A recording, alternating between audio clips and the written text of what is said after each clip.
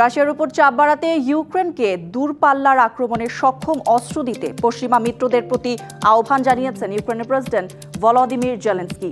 লন্ডনে coalition of the willing এর বৈঠকে ইউক্রেনের প্রেসিডেন্ট এ আহ্বান জানান।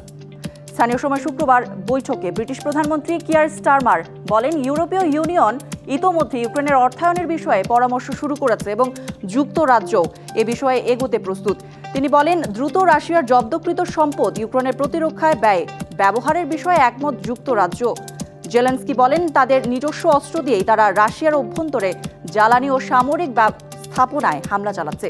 তবে যুক্তরাষ্ট্রের টমাহক মিসাইল পেলে রাশিয়ার উপর চাপ আরও বাড়ানো সম্ভব হবে। এদিকে মস্কো হুঁশিয়ারি দিয়ে বলেছে, রাশিয়ার সম্পদ বাজেয়াপ্ত করা হলে তা হবে বেদনাদায়ক প্রতিক্রিয়ার সূচনা।